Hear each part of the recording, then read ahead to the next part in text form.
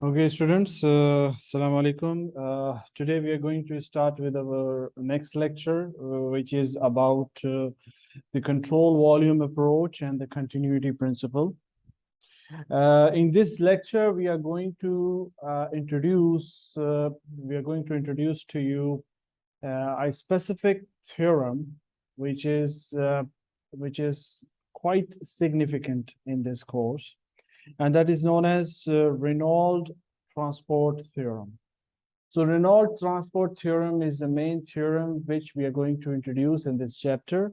And the application of this theorem is going to continue till the next two chapters. So this chapter, we're going to start with the continuation of the application of Reynolds transport theorem. One of the application is the continuity principle. And then after that, in the next chapter, we're going to discuss about the momentum principle. And then next chapter, the energy principle. But the energy principle, momentum principle, continuity principle, all are basically the applications of the Reynolds transport theorem. So this is what we are going to go through in this chapter. So from this chapter till the next and the next chapter. So it's about 5 lectures.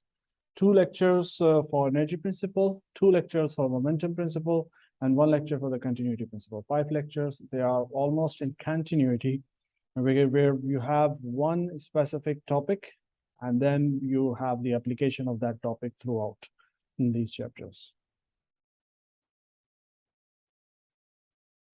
So conceptually, in this chapter, we are going to explain the key difference between Lagrangian and Eulerian descriptions of flow field. There are 2 separate descriptions. Then we're going to explain the meaning of the volume flow rate and mass flow rate. They're very significant in the analysis and the fluid flow analysis. Then we're going to explain what is meant by a system control volume control surface. We're going to talk about the purpose of the Reynolds transport theorem. Then we will outline the steps in the derivation of the continuity equation and the idea underlying cavitation. So these are the specific outlines: Lagrangian versus Eulerian approach, rate of flow, control volume approach, property transport across the control surface, Reynolds transport theorem, continuity equation, cavitation. Then finally, we'll also discuss a little about the differential form of the continuity equation.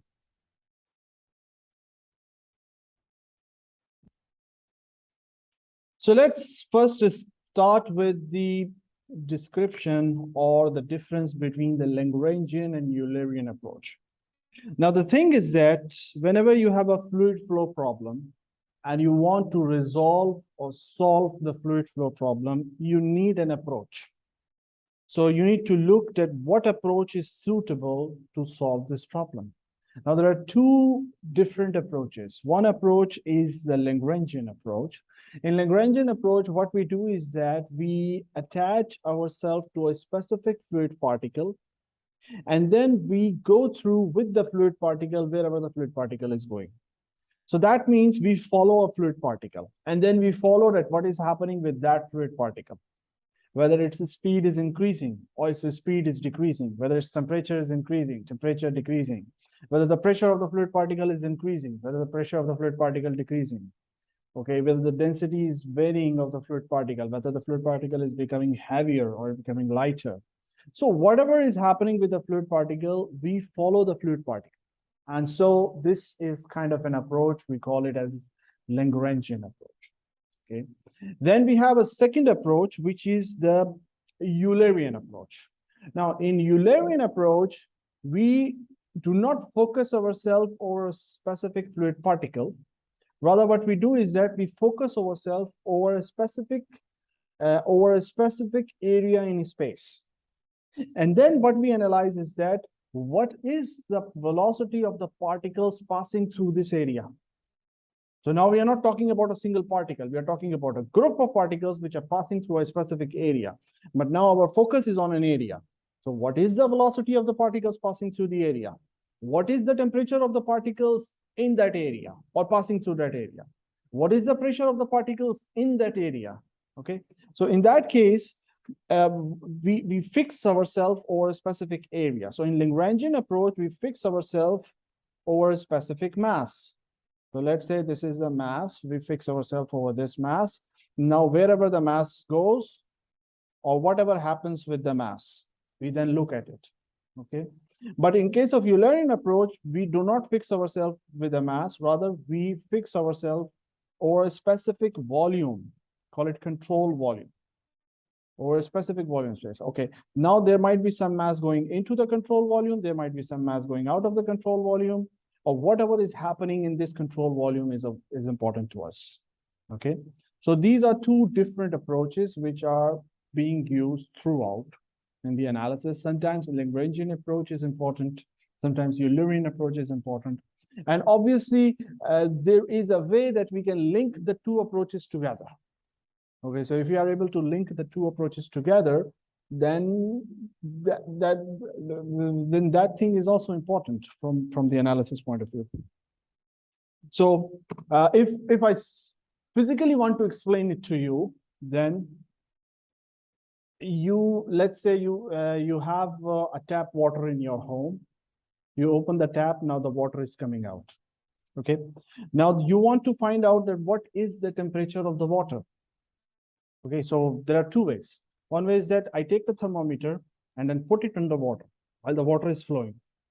Okay, so the thermometer is going to give me the reading. How much is the temperature of the water?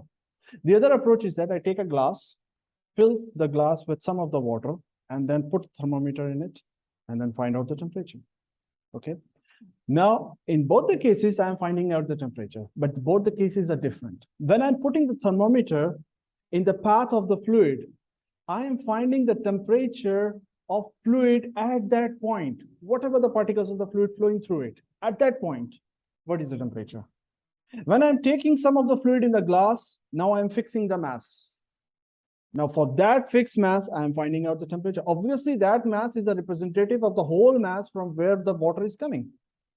Okay, so it is still, they both are going to give the same temperatures, but they both are different approaches. In one approach, you don't fix the mass, but there is a flow going on, and you fix a specific space or a specific point in space. Okay, and you analyze that what are the fluid properties in that point, in that space. Okay, the other approach is that you fix a certain amount of fluid volume. Okay, and you fix a certain amount of fluid mass, and then corresponding to that mass, you find out that what are the properties of the fluid. Okay, so eventually there is a link between the two, and in a real cases, most of the time, both of them are going to give the same answer, but they are two different approaches. So what's the difference between Lagrangian approach and Eulerian approach? In Lagrangian approach, we fix specific mass of the fluid, okay, and then analyze the mass. In Eulerian, we don't fix the mass, but we fix the specific volume in space, and then see that what are the properties of the fluid which are passing through that volume. Okay, so this is a short question. What is the difference between Eulerian approach and Lagrangian approach? And the keywords which I will be looking for is, for Lagrangian approach, fixed mass. For Eulerian approach, fixed control volume. You write a complete paragraph, and I do not see fixed mass and fixed control volume keywords within that paragraph. You're not going to get anything. Okay, so this is the specific difference. Okay, so if I write against Lagrangian, it's fixed mass, and Eulerian, it's fixed control volume. Fixed control volume. Okay, so these are two different approaches, and there is definitely, if needed, there might be a short question from it. What is the difference between the Lagrangian and Eulerian approach? And you know the answer if you have gone through the lecture. Okay, let's talk about the Lagrangian approach here first. This is the description of the motion where attention is focused on individual particles. Okay, and the motion of each particle is observed as a function of time, the Lagrangian measurement would amount to attaching probes to fluid particles. We are fixing ourselves to fluid particles. Fluid particles means a specific fluid mass. We are fixing ourselves to a specific fluid mass. That's the Lagrangian approach. And then we see that what happens to the fluid, how the position of the fluid is changing, how the velocity of the fluid is changing, how the acceleration of the fluid is changing, what is happening to the temperature of the fluid, what is happening to the density of the fluid, what is happening to the viscosity of the fluid, whatever the properties you may think about. So, but if you are analyzing such that you are fixing as fluid particles, you're fixing the fluid mass, this is the Lagrangian approach. Okay. Next thing is the Eulerian approach. In Eulerian approach, this is the description of motion in which we imagine an array of windows in the flow field and observe the velocity in particles passing each window. So there is a specific window. A specific window means a specific volume. So you are fixing a specific position in space. Call it a window. Let's say this is a window. Okay. So this is a specific window. Now, whatever is passing through it, whatever is coming into it, whatever is going out of it, you are analyzing what is happening inside this volume, inside this control volume. So you are not fixing yourself to a specific fluid mass, rather you are fixing yourself to a specific space, a specific area or specific volume in space. Okay. And then you're analyzing the fluid properties based on what is passing through that space. Okay. So the Eulerian measurement would amount to placing a probe at a fixed location in the flow. So that would be the fixed location. That previous was the fixed fluid mass, fluid property, fluid particles. That's such as used in the laboratory settings. So Lagrangian and Eulerian descriptions of motion. In case of Lagrangian motion, you have a fixed fluid particle or fixed fluid mass, and you see that where it is going, what is happening to it in terms of all the properties of the fluid. In case of the Eulerian approach, now you don't fix yourself for a specific fluid mass, rather you fix yourself for a specific space or a specific volume or a specific area in space. And you see that whatever the fluid particles passing through this, okay, so what is happening to the fluid particles as they pass through that area?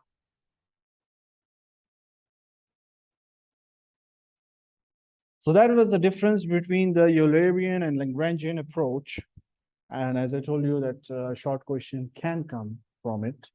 So if there is any question regarding the explanation of Eulerian and Lagrangian approach, let me know. Okay. Let's move over to the next topic, which is the rate of flow. Rather, it is said rate of flow. Sometimes it is said, or most of the time it is written as flow rate. Now, rate is something that is variation with time. So rate is what is the variation of something with time. Okay.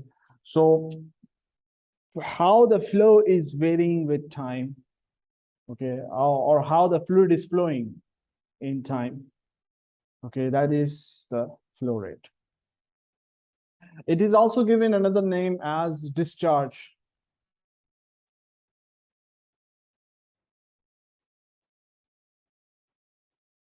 Sometimes written as flow discharge. So flow rate, discharge, flow discharge, they all mean the same thing. Okay. Now, we are right now specifically talking about volume flow rate.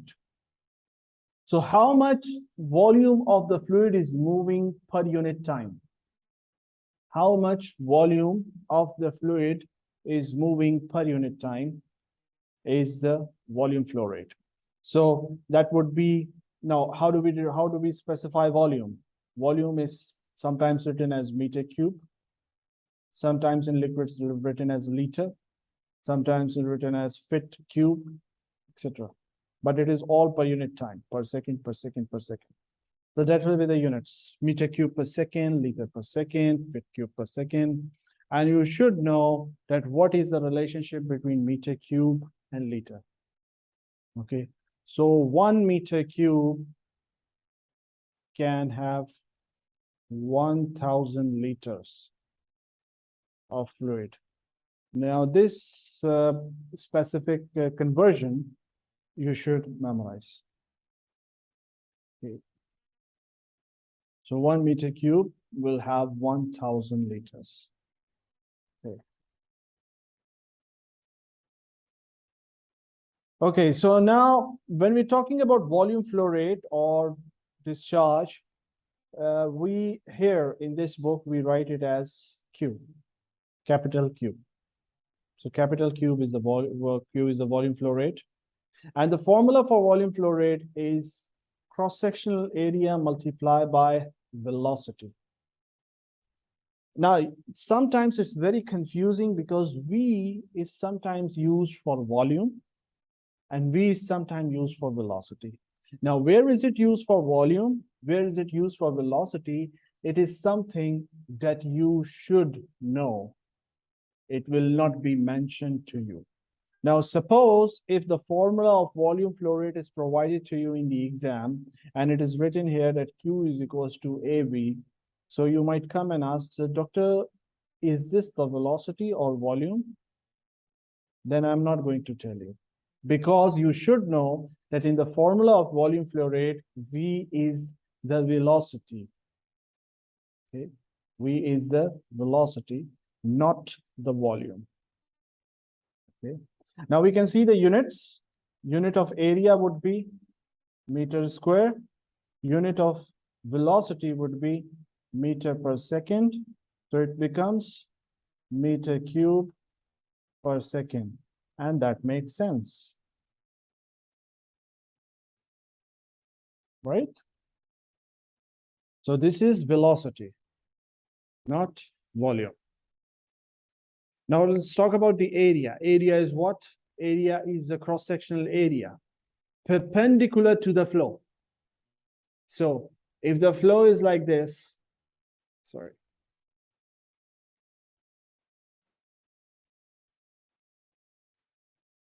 Then the area would be this. If the flow is like this, area would be this. If the flow is like this, area would be this. If the flow is like this, area would be this. If the flow is like this, area would be this. If the flow is like this, area would be this. Perpendicular to the flow, always. So area is the cross-sectional area perpendicular to the flow. Okay. So this is area into velocity. Okay. Or what we can do is we can write it in the differential format. For example, if the velocity is varying with area. Okay. In a certain region, you have a different velocity. Then in this region, you have a different velocity. Furthermore, this region, you have a different velocity. So what we can do is that we can integrate the velocity over the entire area. And that's going to give us the volume flow rate. So it's AV, or you can say VdA integral over the entire area. So that's the integral format. So volume flow rate or the discharge or the flow rate, is this thing clear or not? Any questions so far? Now,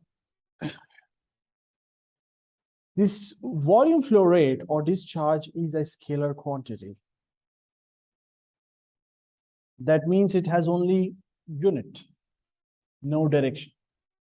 However, the two components which it is made up of, both are vector quantities. Okay, so Q is equals to VA. V is the velocity. There is no question about it. Velocity is a vector quantity. You know, vector quantity has a magnitude and the direction. So velocity has a magnitude and a direction. But the new thing is that area is not a scalar quantity here as well. Area here is also a vector quantity. Okay, now one thing is very clear. What is the magnitude of the area? You can find out the magnitude of the area. Length into width or breadth, whatever, you're going to get what's the area. But what would be the direction? This is an important question.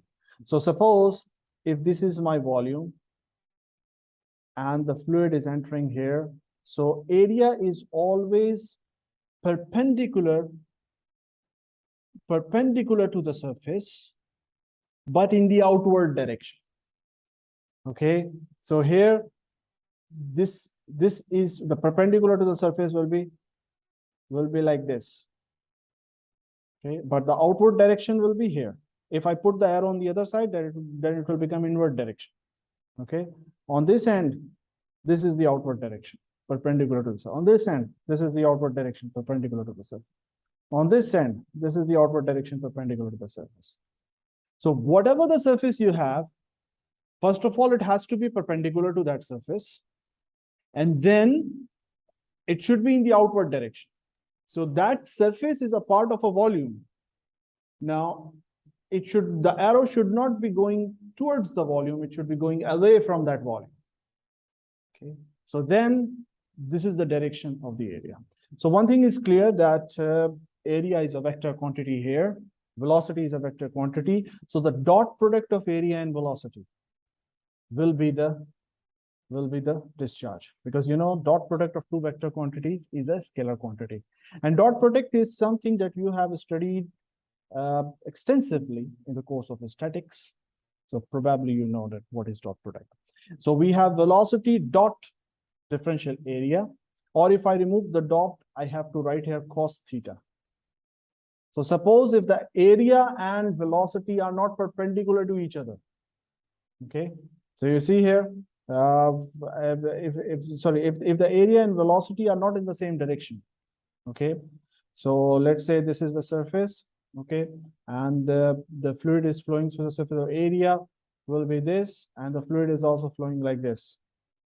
Okay, so this is the area. Across the area the fluid is flowing, and the area would also be in this direction. Okay, but there is a possibility that, let's say that we have an area like this, and the fluid is flowing in this direction. Okay, so we have a surface like this, and the fluid is flowing in this direction. So in this case, the perpendicular to the surface will be like this. So they will be making a certain angle between the flow. Okay, between the flow and the perpendicular to the surface. Okay, so if you have a specific angle made between the flow and the surface, then we are going to take the cos theta between the two angles, so that we always take the and that is the reason that why I say that area for the case of the flow, we always take perpendicular to the flow. Okay, why? Because perpendicular to the surface, if the perpendicular to the surface is not equal to perpendicular to the flow, then we are going to take the cos of it, which is going to give you the projection of that specific area perpendicular to in the direction of flow. And so you're going to get that. So we have Q is equals to integral V dot dA integrated over the entire area. If the velocity is constant, obviously the velocity is going to come out of the integral, and then it is just Q equals to V dot A.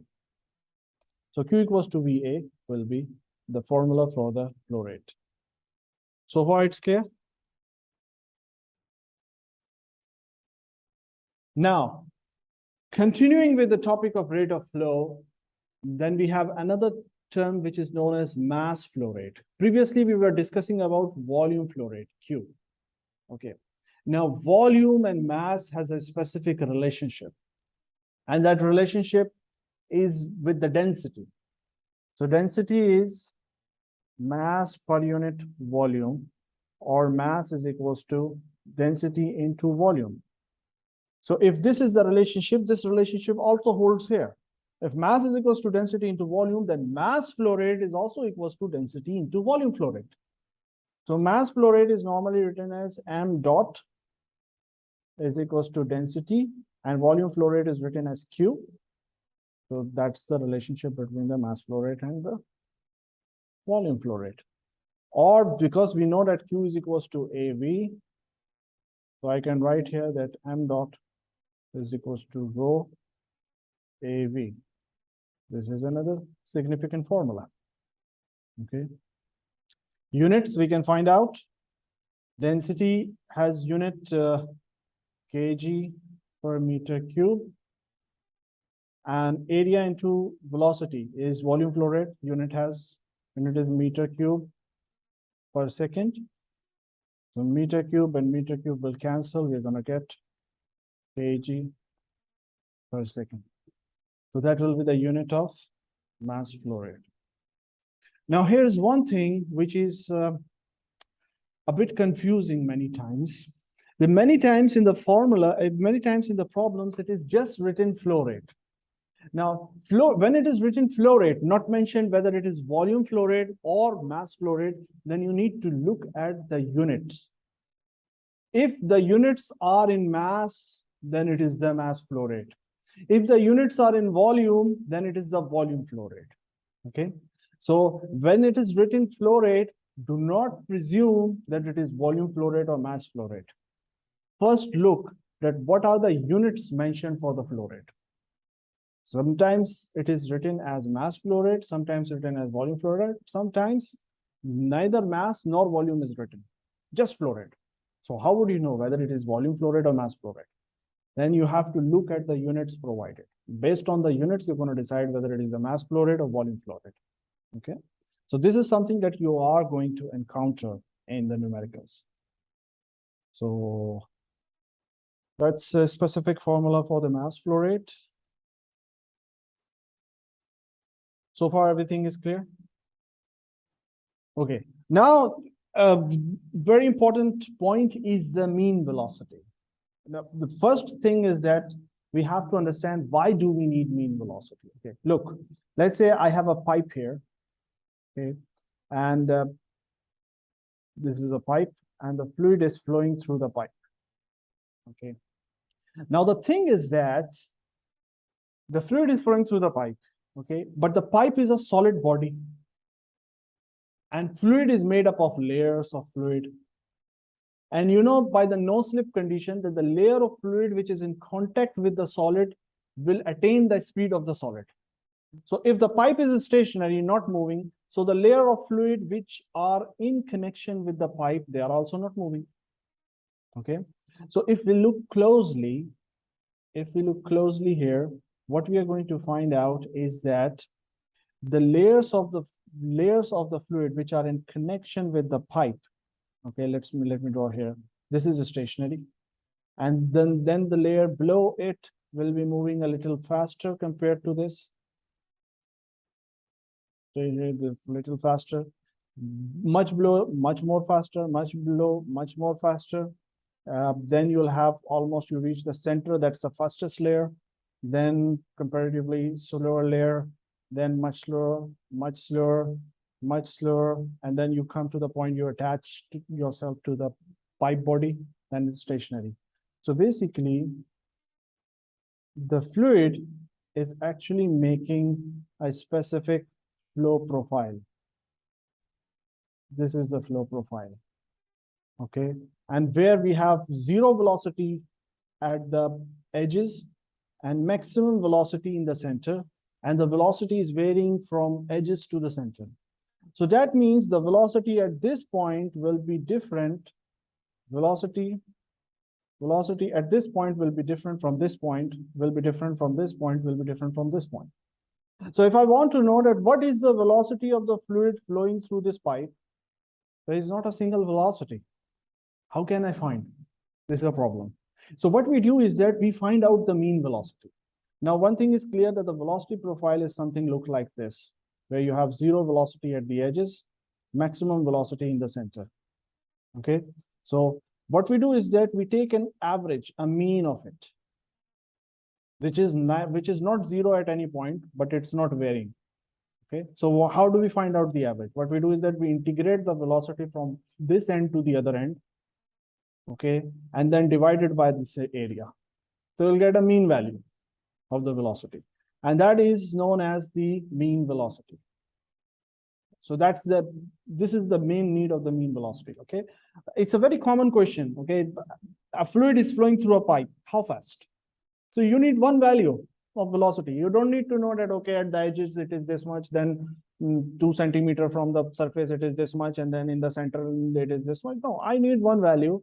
Give me one value of velocity that is the representative velocity of the fluid in the pipe. Okay, so that would be the mean velocity. And how do we determine the mean velocity? Because we know that volume flow rate is equals to AV. This means velocity would be volume flow rate divided by area. Actually, practically, both of these terms are practically measurable. How do we determine the volume flow rate? You have done experiments in the fluid mechanics, right? What we do is that you take a specific jar or container that is already marked, okay? Then you take a stopwatch and then you allow the fluid to fill the jar to a certain height, and you find out that how much time it took to fill. Then this much amount of water filled in this much time, so that will be the volume flow rate. That is measurable quantity. Then you have a pipe from where the water is coming. You can actually take the scale, or you can take whatever the measuring instrument, and you can find out what is the diameter of the pipe, so you can find out what is the cross-sectional area. So these both are measurable quantities. So just divide the flow rate by cross-sectional area, you're going to get the mean velocity. Okay. And this mean velocity would be the velocity integrated over the entire area divided by the entire area. That's a velocity integrated over the entire area divided by that entire area. That will be the mean velocity. So the typical values is, if we have a laminar flow in a round pipe, so the mean velocity approximately half of the maximum velocity. If it is a laminar flow in a rectangular channel, infinite width, rectangular channel means like this. Sorry, like this. Okay.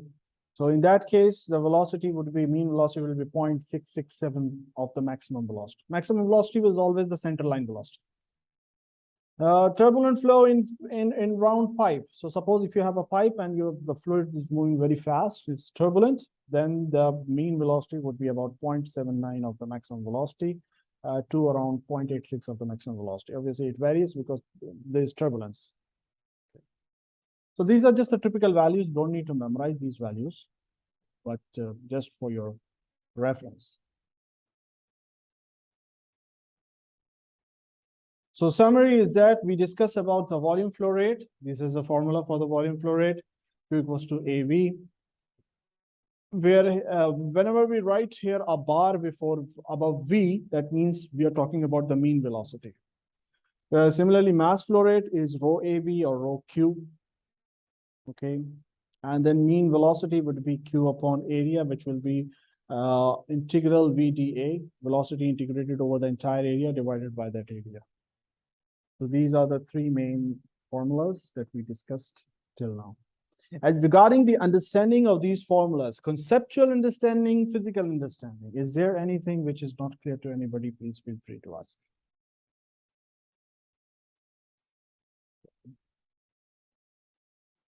So now let's see a problem associated with it.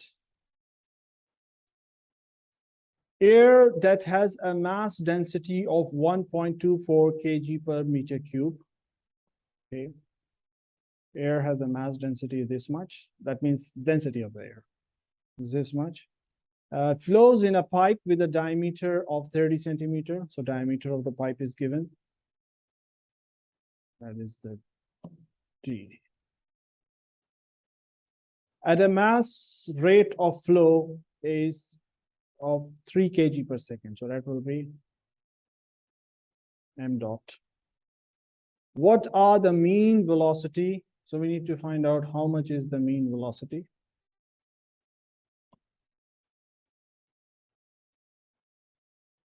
Okay, and discharge in this pipe. So it's asked what is the discharge? Not mentioned is it the mass discharge or the volume discharge, but the volume flow rate is given. So obviously they're talking about the volume discharge. So that would be Q for both the system of units. Okay. So now the solution is very simple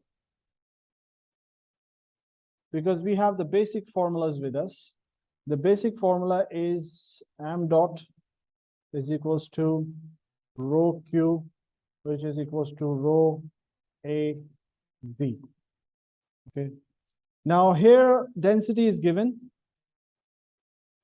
and mass flow rate is also given.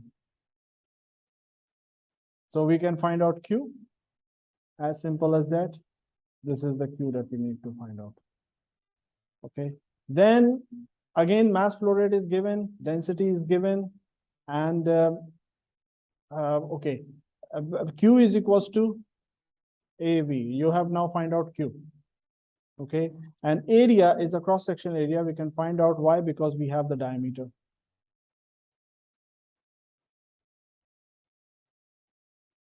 We can use this diameter to find out the area. So what's the formula? Pi by 4 multiplied by diameter square is going to be the cross-sectional area. So if you have area, if you have Q, you can find out what is the mean velocity.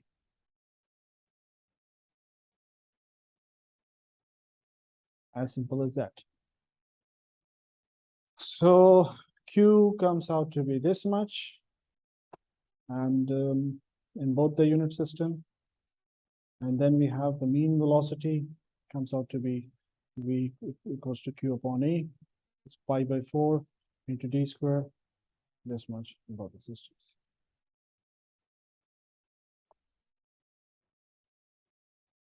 Is the solution clear?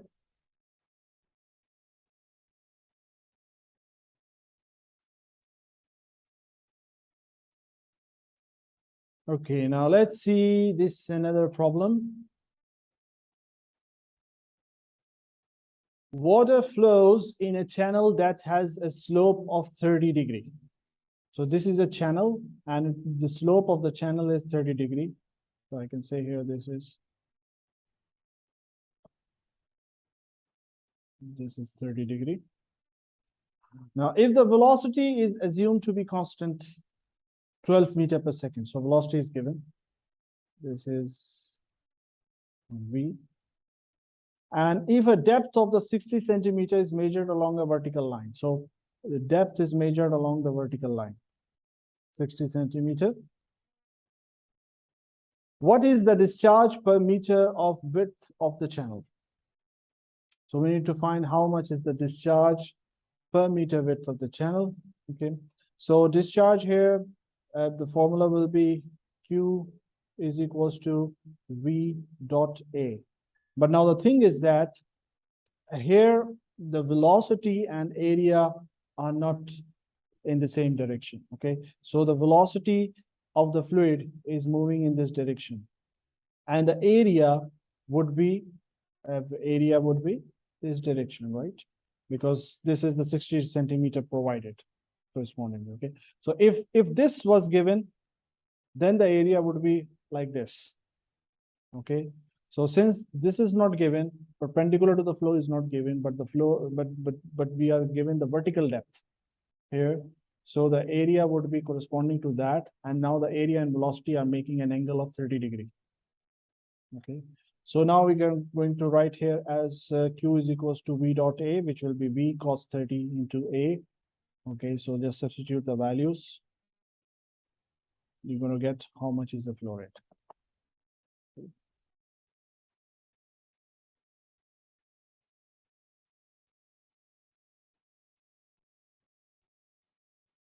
Is this question clear? Anything within this question which is not clear, feel free to ask. Okay, let's see this another problem. The water velocity in the channel shown in the accompanying figure has a distribution across a vertical section equal to U by U max equals to Y by D power half. What is the discharge in the channel if the water is 2 meters deep? So depth is 2 meters, D is given as 2 meters, and the channel is 5 meters wide. And the maximum velocity is 3 meters per second. Why given maximum velocity? Because in this formula you have U max. So that is, U max is basically 3 meters per second. Okay, so U is basically the velocity. U is given as a function of Y. So here basically U is given as a function of Y. Okay, and now we have a channel like this. This is the figure shown here. Okay, so this is a channel where you have the bottom of channel is, you can say, Y0, and the depth of this channel is D. Okay, and the velocity is varying with Y. So here the velocity is different, and then velocity is different, then velocity is different, until the top the velocity is varying.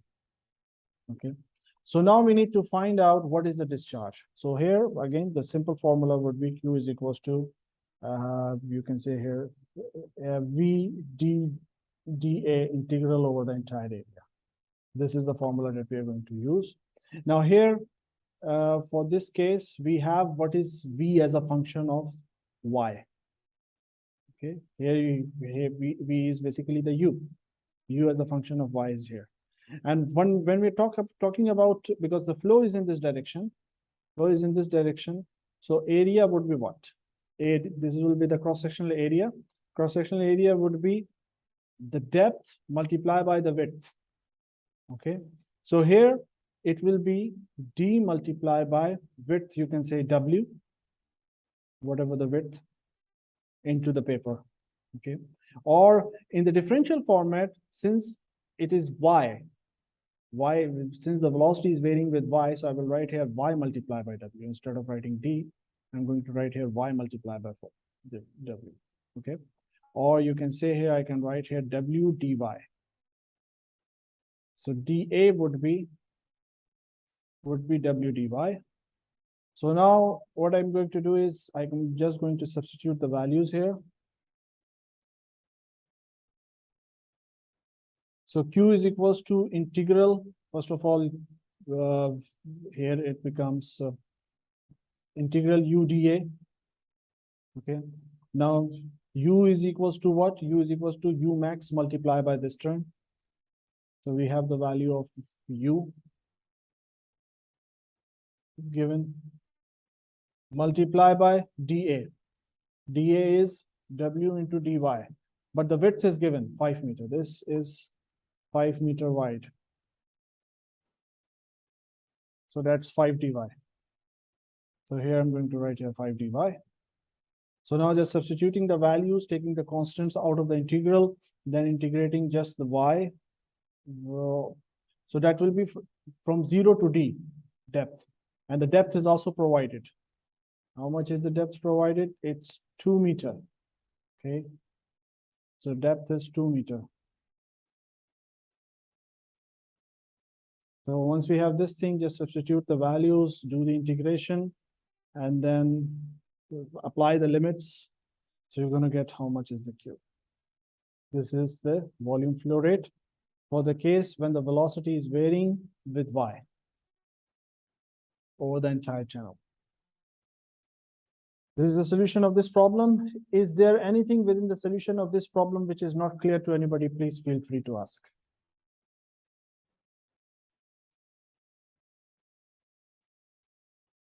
Okay.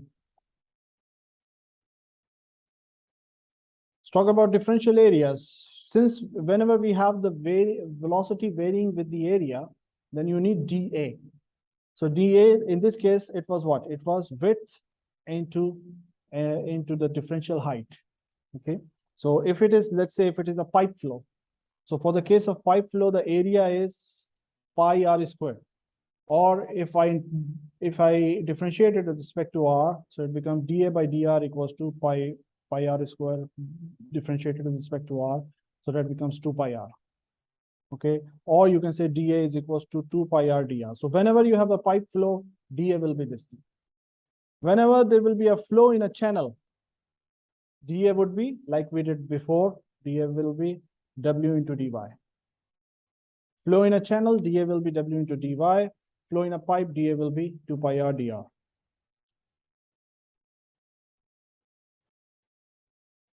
So let's see this problem. A hypothetical velocity distribution in a circular duct. So now this is a circular duct. So it means circular pipe. Is V by V naught equals to 1 minus R over capital R, where R is the radial location in the duct. Here basically V is given as a function of small r.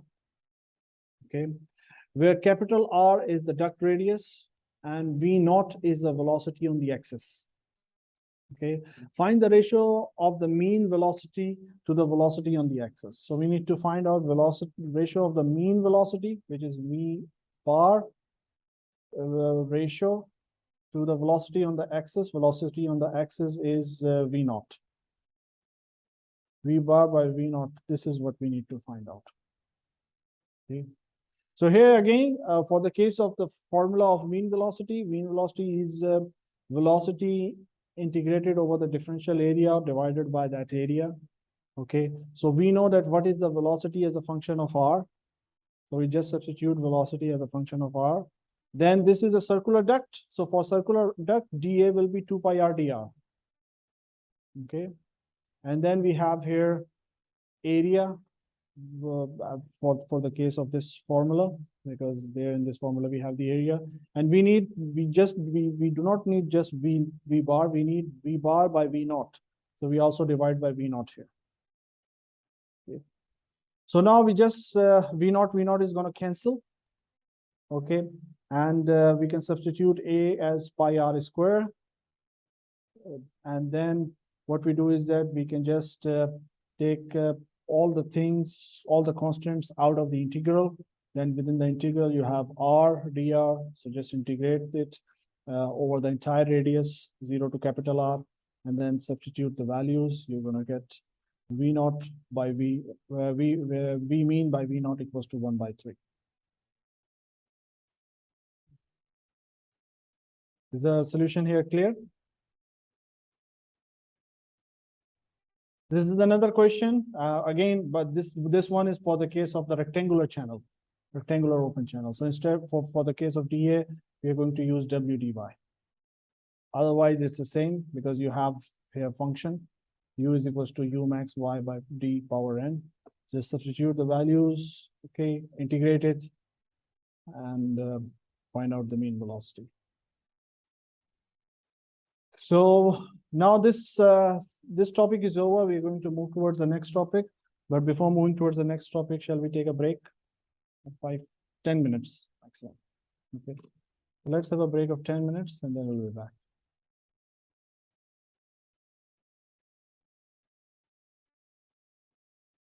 Okay, now let's start about different approaches to solve the problem. Okay. Okay. So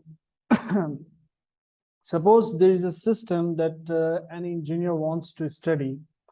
Now there are two ways to go for analyzing the approach, or there are two approaches to go for the solution of the problem.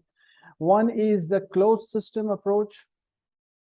The other is the open system approach. In case of the closed system approach, we analyze the system itself, but we consider it as a closed system.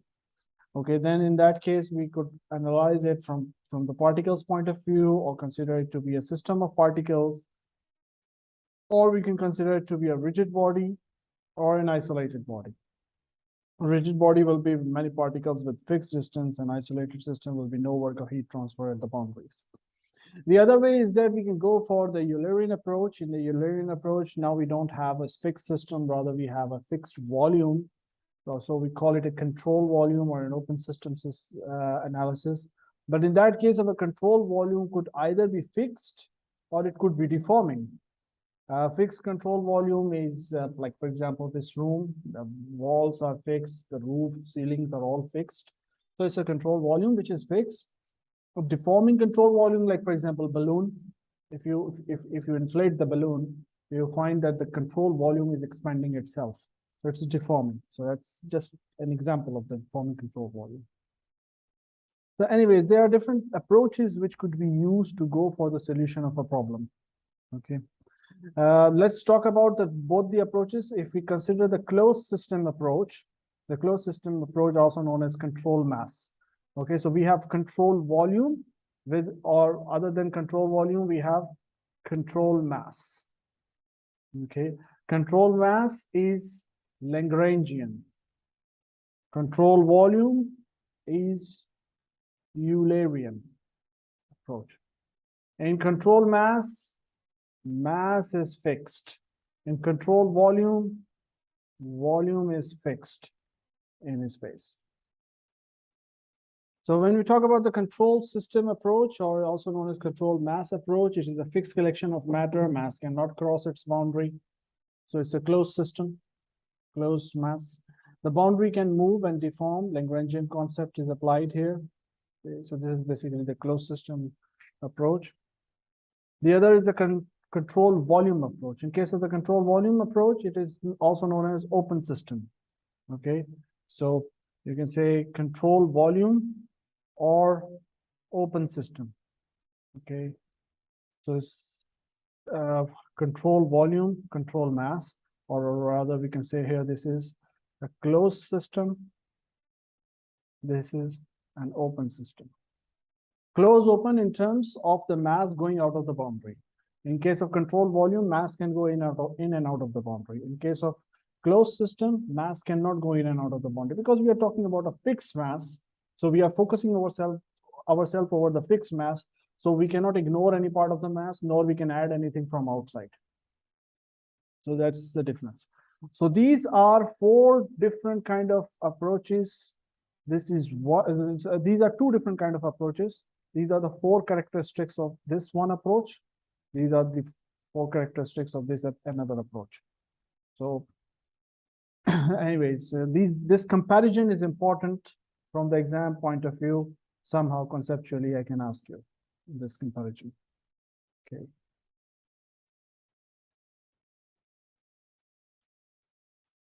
Okay.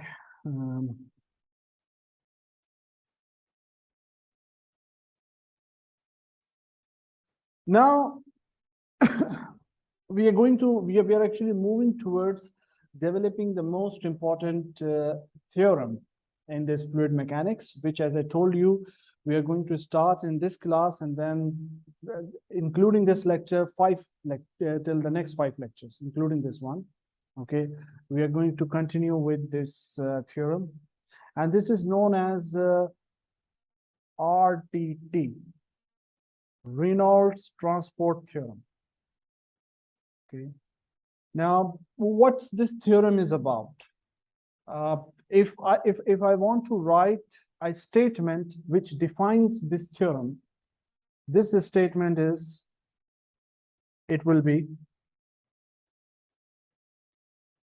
whatever, or you can say the total change in a system,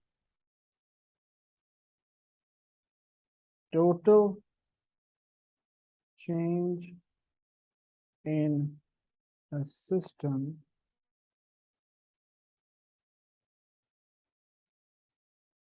is sum of changes inside the system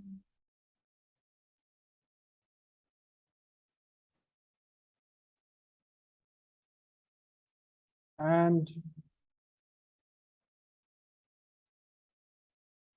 changes occurring across the boundary.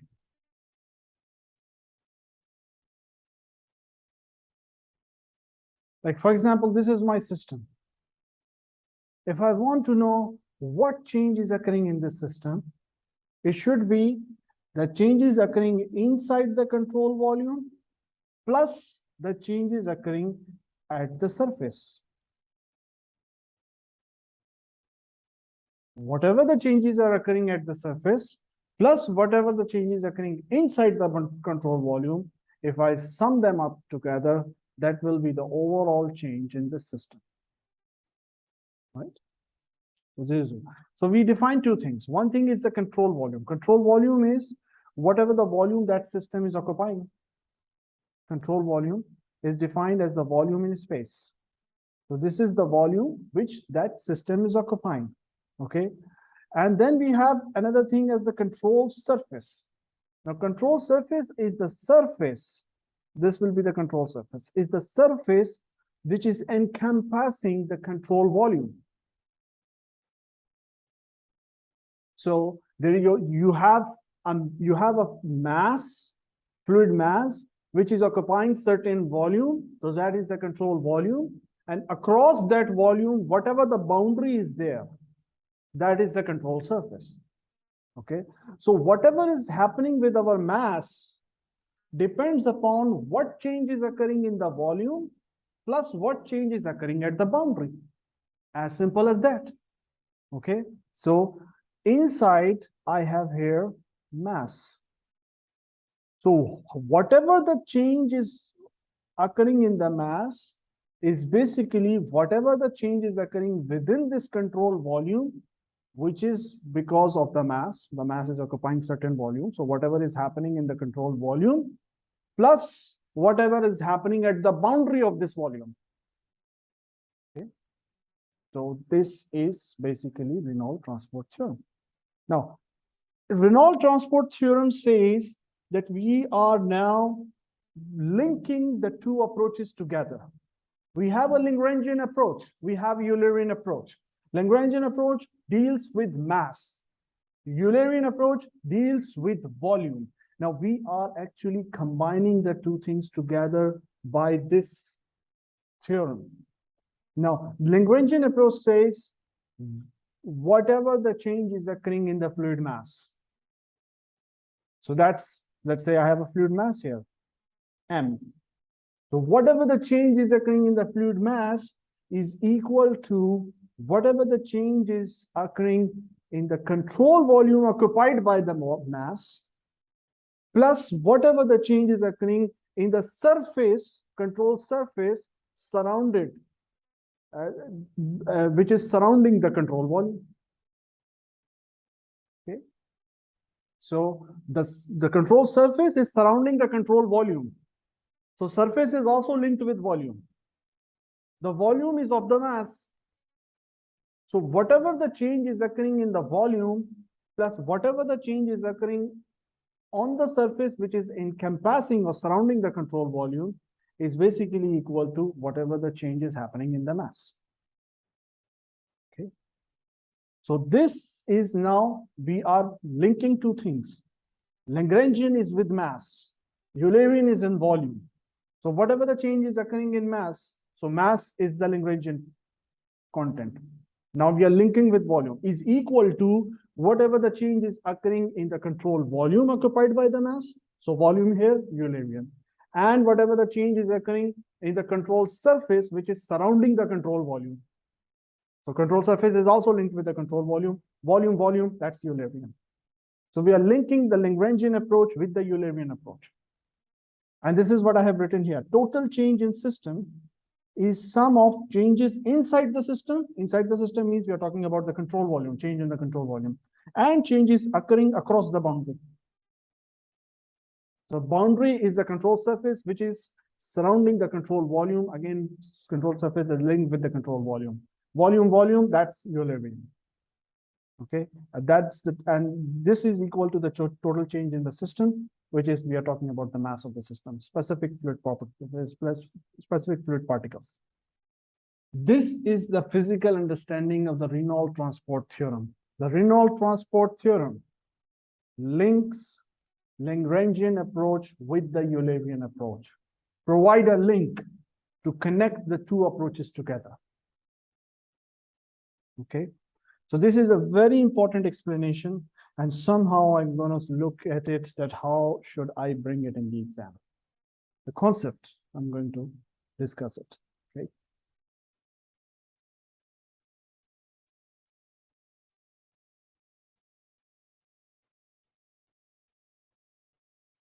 Okay, control volume approach, water entering a tank through a tap and exiting through the bottom. The control volume and the control surface is defined as follows.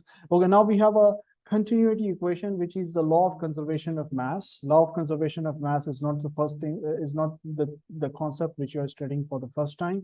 It is a concept which you started studying from the course of physics in your secondary school, then later on in metric, then later on in intermediate study, then even in the study in different courses that you have studied in your university. The law of conservation of mass you have studied. And the law of conservation of mass means mass is conserved. Mass is conserved means the total mass remains same. Okay, it can go in and out of the system, but the overall mass remains same. Mass is never destroyed. Mass is not made, not destroyed. Okay, so although this theory has been violated, or you can say this theory has been negated by the Einstein's equation of that is the equation of relativity. I guess I forgot.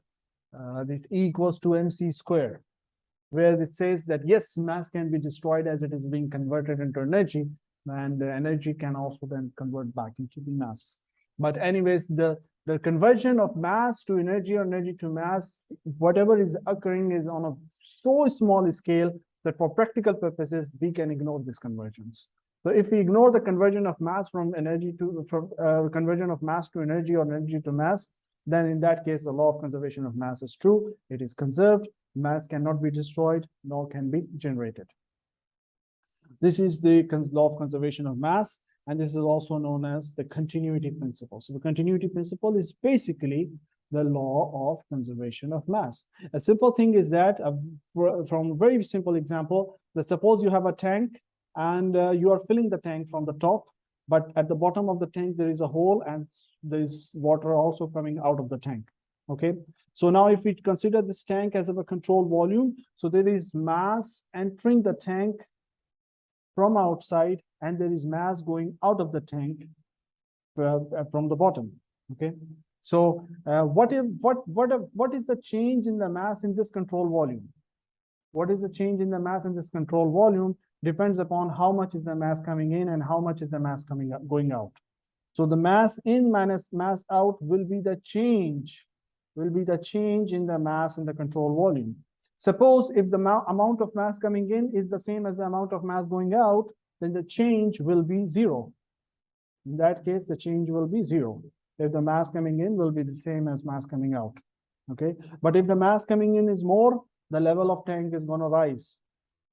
Level of tank is going to go up if mass coming in is more. If the mass coming out is more, then the level of tank will drop. Okay, so whatever happens with the mass in the tank depends upon what is happening at the boundary. How much is coming in, how much is going out.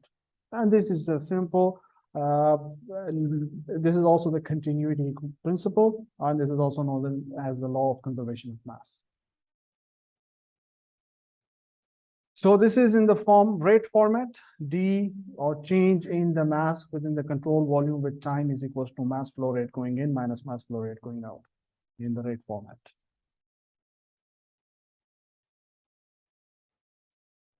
Okay, now let's discuss about some properties here. We have intensive and extensive properties. Okay, this is something that we have studied before, I think in the first chapter as well. What's the difference between the intensive and extensive properties? Intensive properties are independent of mass. Extensive properties depends upon mass. So suppose capital M is the mass, then mass is an extensive property because it depends upon mass. Then we have the momentum. Momentum is mass multiplied by volume. Mass multiplied by velocity. So momentum depends upon mass. So momentum is also an extensive property. Then energy. Energy also depends upon mass. Suppose if you have a small mass, it will have a small amount of energy. If the mass is larger, then you have a large amount of energy. Okay, so it also depends upon mass. If you represent it by capital E, then this is also an extensive property. But the thing is that we can convert the extensive properties into intensive properties by just dividing it by mass. Okay, so suppose if I have an extensive property of mass, so if I want to convert it into an intensive property, I will divide mass by mass. What I will have is unity. So M upon M, they just cancel, so it's just 1. So they just cancels and we have 1. That's unity. So intensive property for mass is 1. Intensive property for momentum, if I just divide by mass, mass and mass will cancel, will be velocity. Intensive property for energy, if I have this capital E divided by mass, it will be, I will write here as a small e. Small e is energy per unit mass. So that would be an intensive property. So if you have extensive properties, you divide it by the mass, you can get the intensive property. So we are going to talk about the three properties, which is the mass, momentum, and energy. Intensive property for mass will be unity. Intensive property for momentum will be velocity. And intensive property for total energy will be the specific energy. Specific energy means energy per unit mass. Okay. So if you have any intensive property, let's say capital B is the extensive property. Now, if I want to know what is the intensive property for capital B, and let's say I want to write the intensive property by a small b, so small b should be equal to that extensive property divided by the mass. Okay, so small b is equals to that extensive property divided by the mass. Or in other words, I can write here that the extensive property is the intensive property multiplied by mass. Okay, or I can write here as if the extensive property is intensive property, is intensive property multiplied by differential mass integrated over the entire control volume. You have a mass, and the mass is there within a control volume. Okay, so if we integrate it over that entire volume, differential mass integrated over the entire volume, that's the total mass. Okay, so you have intensive property multiplied by the mass, or the differential mass integrated over the entire control volume. Okay, now for the case of mass, I know that mass is density into volume. So the differential mass will be, because density is the constant, so I'm not going to put the density inside the differential. So the density into differential volume, right? So here dm can be replaced by rho dv, density into differential volume. So now my extensive property is equals to intensive property multiplied by density multiplied by control volume integrated over the entire control volume, right? So this is just an integrated format between intensive and extensive properties. This slide is clear or not? Okay. Now here, you look here, the thing is that when we're talking about Reynolds transport theorem, let me just remind you back. Reynolds transport theorem says whatever is happening within a fluid mass is equals to whatever the change occurs inside the control volume plus whatever the change is occurring at the surface, which is encompassing or surrounding the control volume. Okay, so here whatever is occurring inside the control volume is represented by here. Okay, so extensive property of the control volume can be represented as that extensive property multiplied by density multiplied by the volume, differential volume integrated over the entire volume. Okay, so that's the change, or that is whatever the change occurring inside the control volume. Okay, so this is one thing. Now Eulerian has the other thing as well, because once again, whatever is happening in the fluid mass is equals to two things. One thing is what is happening inside the control volume, which is occupied by the mass. So that's one thing. And plus whatever is happening at the surface, which is surrounding the control volume. So mass was one term, control mass was one term, and control volume were divided into two terms. So that was the first term of the control volume, what is happening inside. Now let's discuss about what is happening at the surface. Okay, that the other part of the Eulerian. Okay, so let's say that I have this control volume, the one shown in the dotted line. Okay, and so there is this control volume is inside a pipe, and obviously the fluid is flowing through the pipe. So there is fluid moving into the control volume and fluid moving out of the control volume. Okay, so the mass flow rate of the fluid going into the control volume will be m dot equals to rho v dot a. Okay, and mass flow rate of the control volume going out of the control volume will be m dot v dot a. Now here one thing to be noted is that let's talk about the mass which is going out of the control volume. Look here, the velocity is in this direction. The area of this control volume, because it is perpendicular to the control surface and outwards. So in this case, area and the velocity are both in the same direction. So when we say V dot A, so it's VA cos theta. So put theta 0. So we get this term cancel, or this term equals to 1. Okay. Okay. This term becomes equals to 1. So it's just VA. Okay, or in mass flow rate, rho VA. Okay, this is for the case of the outlet. But let's talk about mass going in. When the mass is going in, the velocity is now inside, going in this direction, but the area, because area should be at the control surface, perpendicular to the control surface and in the outward direction. So here area will be in the backward direction. So basically area and velocity are making 180-degree angle. So it should be here in that case, instead of 0 degree, 180. And if you put cos 180, it will be -1. Okay. So, so whenever we have the mass flow going in, so it should be negative rho AV. Because when we say V dot A, that means VA cos theta, and put theta as 180-degree. So it becomes -1. So it becomes negative rho AV for the case of inlets. But for the case of outlets, it's just rho AV. Okay. So now, considering that, this is what's written here, discharge V1 dot A1 is negative V1 A1, and V2 dot A2 is V2 A2. Okay. So when we talk about the net mass flow rate, so net mass flow rate will be mass flow rate going out minus mass flow rate coming in. Okay.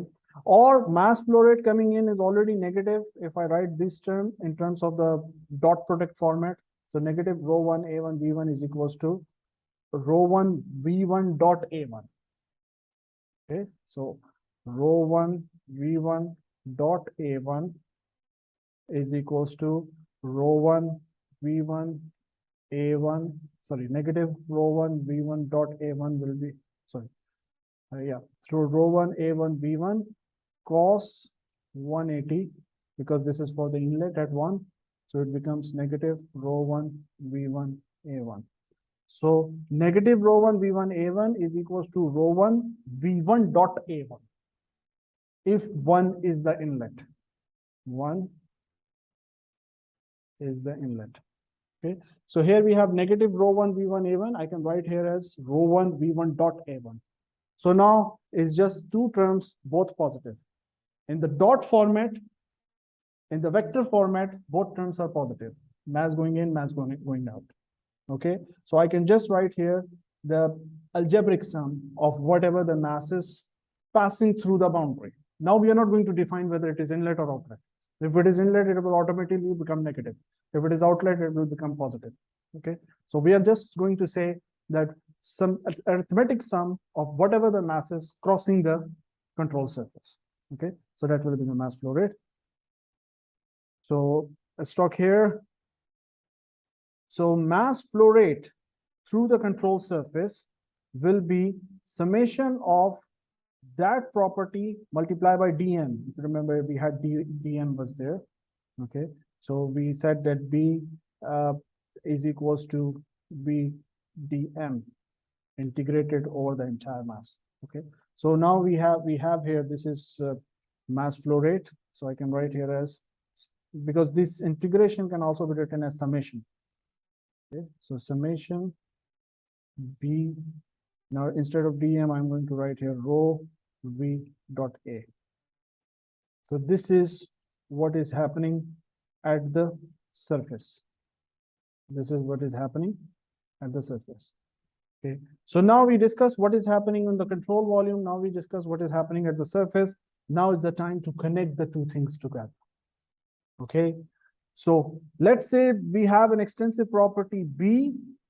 Whatever the change in that property on mass basis, whatever the change in that property on mass basis with time, that's a Lagrangian thing, is equals to the change in that property inside the control volume.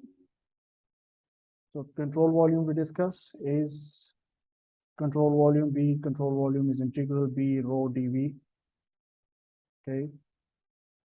So integral control volume B rho dV. So change occurring within this control volume with time, plus change occurring at the boundary. And what's happening at the boundary? This is what is happening at the boundary. In the integral format, if I write here, integral B rho V dot dA. Okay. So plus integral at the what is happening at the control surface. B rho V dot dA. Okay. This is the Reynolds transport theorem. So Reynolds transport theorem is connecting the Lagrangian concept with the Eulerian concept. Lagrangian concept was, we are talking about the fixed mass of the fluid. So whatever is the change occurring with the fixed mass of the fluid with time is equals to whatever the change occurring in the control volume, which is occupied by that mass with time, plus whatever the change is occurring at the control surface, which is surrounding that control volume. So control surface is connected with the control volume. And so control surface and the control volume terms are the Eulerian terms. And what these changes are equals to whatever the change is occurring inside the mass, which is the Lagrangian term. So we are connecting the Lagrangian with the Eulerian terms. And this is the main Reynolds transport theorem equation, which once developed will now be used throughout in the next few lectures. So do you understand the Reynolds transport theorem? This is a very fundamental transport theorem. Conversion, Reynolds transport theorem is the Lagrangian to Eulerian transformation of the rate of change of an extensive property. Okay. These are all the theoretical things, conceptual, which definitely I'm going to ask in the exam, one way or the other. Okay. But if you go through the lecture thoroughly, then it won't be really difficult. Okay, now we can simplify this equation a little bit. Here we know that rho V dot A is basically mass flow rate. Okay, and obviously when we're talking about summation at the control surface, okay, so we can now subdivide it into those which are the inlets and those which are the outlets. Okay, the inlets will be negative. Why inlets will be negative? This is already mentioned here above before, that the inlets are basically negative. We discussed this before. Okay, so here summation of whatever is occurring at the control surface, we can now subdivide it into inlets and outlets. You can have a specific case where within the control volume you can have 2 inlets, 1 outlet, 5 inlets, 2 outlets. You can have multiple combinations. So what we can do is that we can just combine together all the inlets, combine together all the outlets. When we combine together all the inlets, summation of all the inlets, then the inlets will be considered as negative and the outlets will be considered as positive. So it's summation of what is happening at the control surface for all the outlets. So rho V dot A is M dot, B is the property, intensive property, minus summation M dot inlet, B inlet. So whatever the property taken out by the mass plus whatever that property taken in by the mass. So we are talking about any specific property. Let's say we are talking about energy. So whatever the energy is coming inside the control volume. So who is taking this energy? The mass is bringing the energy with it. When whatever the energy is going out of the control volume, who's taking the energy out? It's basically the mass which is taking the energy out with it. Okay. So this is what these two terms means. Whatever that property going in or out of the control volume by the mass, plus whatever change is occurring inside that volume. So that property change occurring inside the volume, that control volume, which is integrated over the entire control volume divided by per unit time. So we are talking about the rate of change inside the control volume. This thing is equals to how is that extensive property changing. Extensive property means the one which is linked with mass. Intensive was independent of mass. Extensive depends on mass. Depends on mass. So this capital B represents the extensive property. So whatever this extensive property is changing with time. And extensive property depends on mass. So we are linking mass with this property. And that means this is the Lagrangian concept where you have a fixed mass. Okay. So this is basically the Reynolds transport theorem. Now let's apply this Reynolds transport theorem to the very first property, which is the extensive property is mass. Okay, sorry. Yes. So this extensive property is capital V is mass. Okay. So if we put here the extensive property capital B as mass, so it becomes what? Here dB divided by dt will become d capital M by dt. Okay. But change in mass with time, that is based on law of conservation of mass. We know that this thing is zero. Law of conservation of mass says that mass cannot be created nor be destroyed. So it cannot be positive, cannot be negative. That means it must be zero. Change in mass with time is zero. So dm by dt is zero. So this term becomes zero. Okay, so left, or you can say, yeah, left-hand side becomes zero. Okay, so here then the right-hand side, we are going to, instead of B, okay, if capital B is mass, then small b is mass over mass, which is 1. Which is 1. Okay, so I'm just going to replace this small b by 1, and these b's by 1. And this is small b by 1. So what do I have left up with? I'm going to be left up with this thing. So this thing is equals to 0.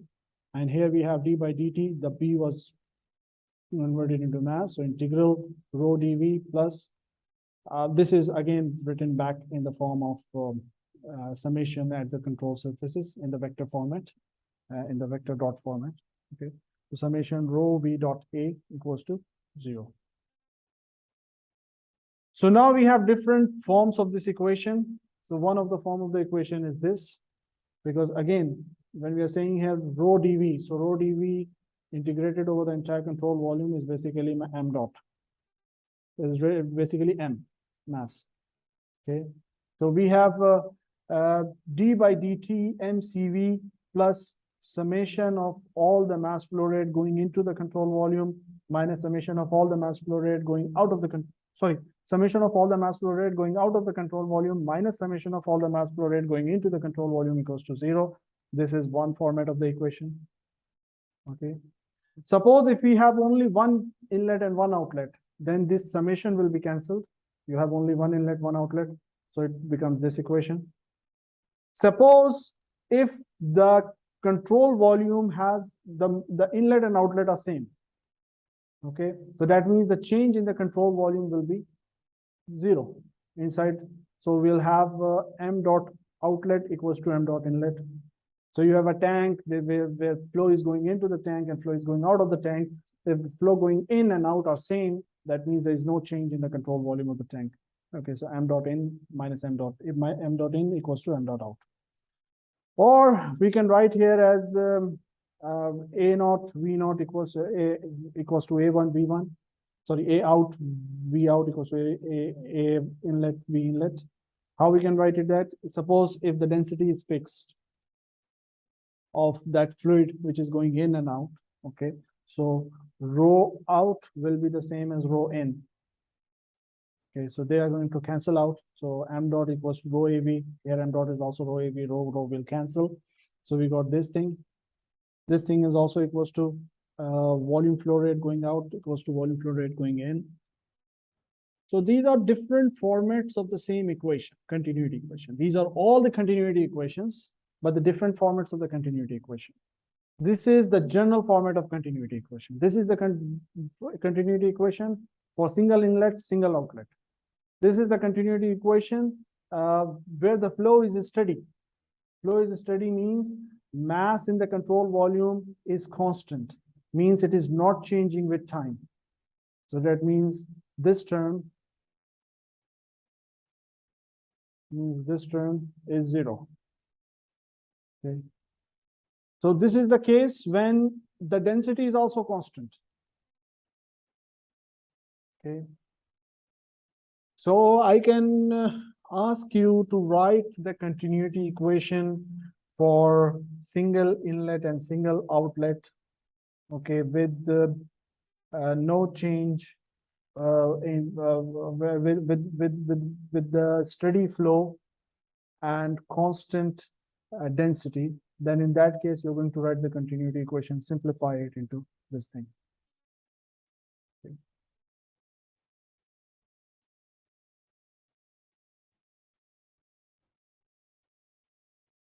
Okay.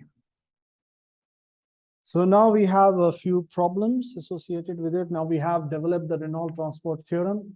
We have physically understood the Reynolds transport theorem, and we have numerically developed the formulation for the Reynolds transport theorem. Now, once you have whenever we develop the numerical formulation, the next thing is to now start solving the problem. Okay, so let's see this problem.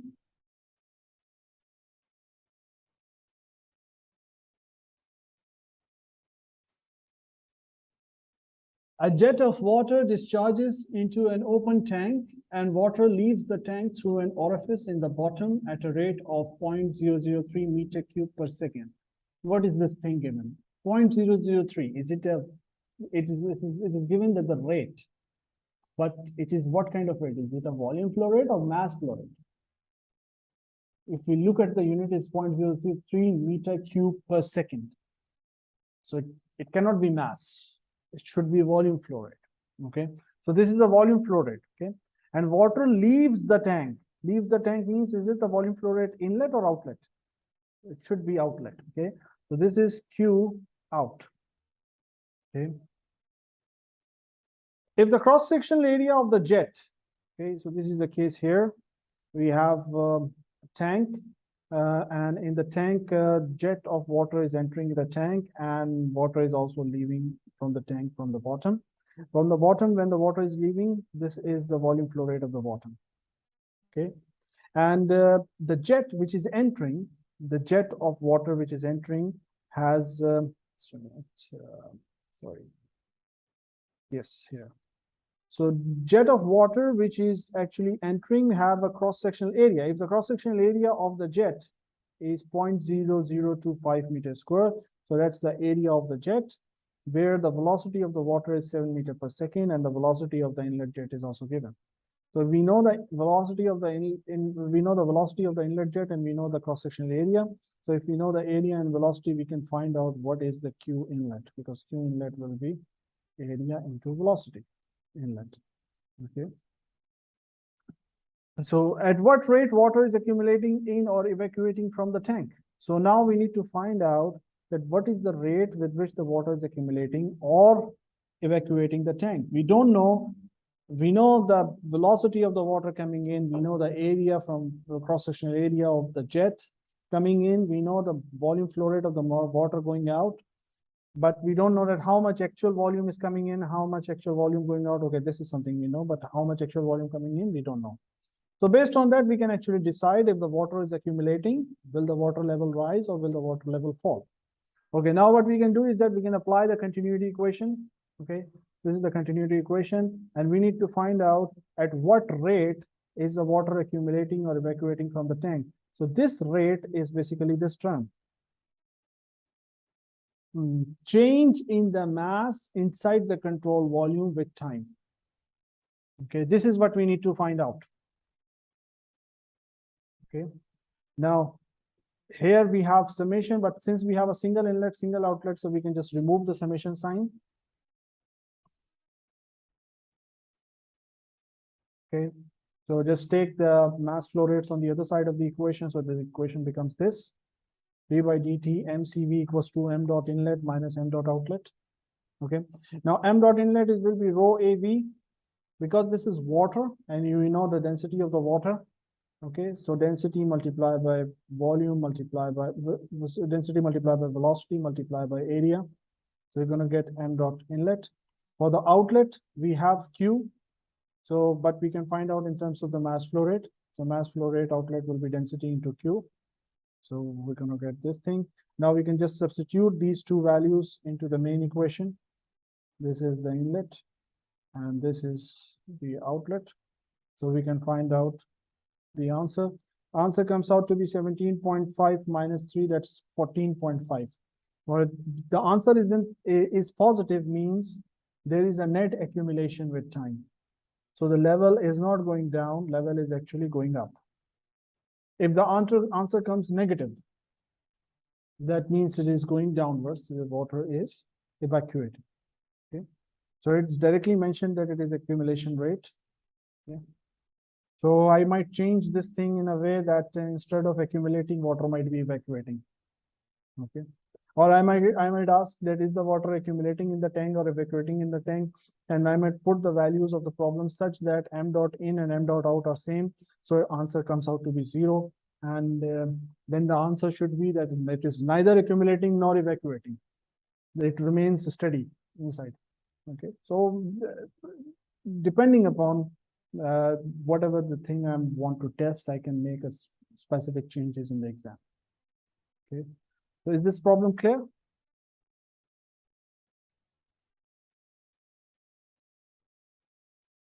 Let's move over to the next problem.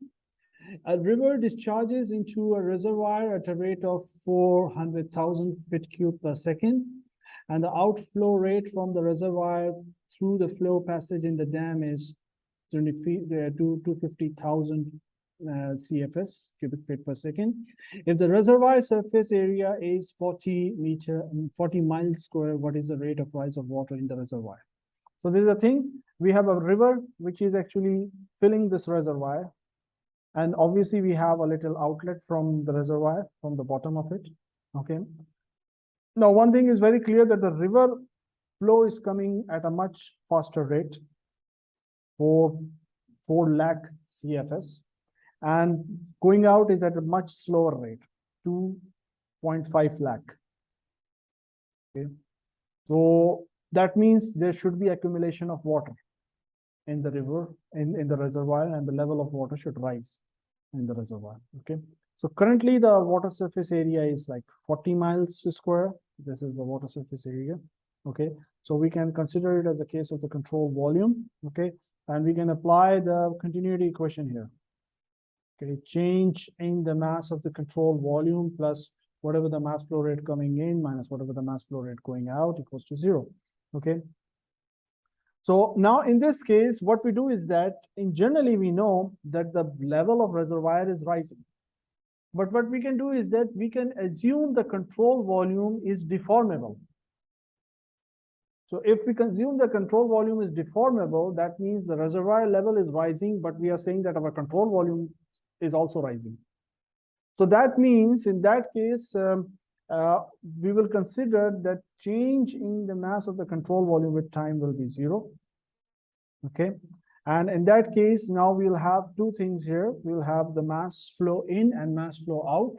Mass flow in will be the river coming in, and mass flow out will be the water going out plus the level rising up. Okay, so water going out plus the level rising up, that will be the mass flow out. Okay, so my volume of the reservoir is constant, and whatever the rise in the volume of the reservoir, it's actually, we are assuming that this is going out this way, in the above way. So the water is going out in two ways. One way is from the outlet here at the bottom, and the level of river rise in the water is also considered as water going out the other way. So we have two outlet, one inlet. Okay, so this is the situation here. When we talk about the inlet, so it's basically rho Q1. When we talk about the outlet, so we have two outlets. One is the water flow rate going out, plus one other is the water flow rate. That's basically the rise in the river level, in the reservoir level. So in this case, these two things are same. So that means rho Q2 plus rho Q rise equals to rho Q1, or since densities are constant, it's water throughout. So Q rise will be Q1 minus Q2. Okay, so here in this case, Q rise, we can find out what is the velocity rise. Okay, because what is asked is that what was asked in the question? Evaluate the rise rate. So we need to find out the velocity. Okay. So the velocity will be Q rise divided by the area. So Q1 minus Q2, we know Q1, we know Q2, and area would be, because the area is also provided, the water surface area is about 40 miles square. To substitute that area, obviously the conversion is there from miles square to feet square, because the volume was given in cubic feet per second. So we get the velocity rise as about 0.482 feet per hour. This was again the just the application of the continuity equation. Is this problem clear?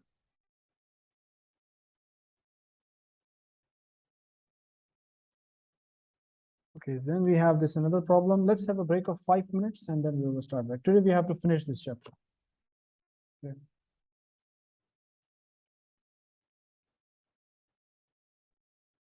Okay, so now let's try to look at this problem. A 10 centimeter jet of water issues from a 1 meter diameter tank. Assume that the velocity in the jet is 2gh under root meter per second. Now this 2gh under root is something that you have studied before. Okay, we drive this formula for the velocity coming out at the bottom of the tank in the previous chapter, where h is the elevation of the water surface above the outlet jet. How long will it take for the water surface in the tank to drop from h0 2 meter to 0.5 meter? So the thing is that we have this tank, and this tank is filled with water. This tank is a circular cylinder, and the diameter of the tank is 1 meter. Okay, and at the bottom of the tank, water is coming out of the tank in the form of a jet. The jet has the cross-sectional area, or the diameter of the jet is 10 centimeter. Okay, obviously what happens is that the flow rate depends upon how much is the water above the outlet. Okay, and now as the water is coming out of the outlet, the level of water is dropping. Now, when the level of water is dropping, so obviously the flow rate will also vary. And when the flow rate will vary, then the velocity is also going to change. Okay, so now this is a kind of a complex problem. So we have a situation where we need to find out that when the value of h was 2 meter initially, so what will be or how long will it take for the tank to empty if the value of h becomes 0.5? So the level drops from 2 meter to 0.5 meter. Okay. So 1.5 meter water level drops. So how long will it take for the water level to drop from 2 meter to 0.5 meter? That's 1.5 meter. Okay. So this is the case. Now, before moving towards the solution of the problem, the first thing is that we need to know, do you understand the problem statement or not? Anybody has any question regarding the understanding of the problem statement and this figure? Okay, now what we do is that let's consider this as our control volume. Let's consider this as our control volume. Now, in this case, we are going to apply the continuity equation. As per the Reynolds transport theorem, our continuity equation will look like this. So d by dt, mass within the control volume. So change in the mass within the control volume plus whatever the mass flow rate going into the control volume, going out of the control volume minus whatever the mass flow rate going into the control volume equals to 0. Now we are going to analyze each and every term one by one. Okay, so let's consider the first term, d by dt, mass in the control volume.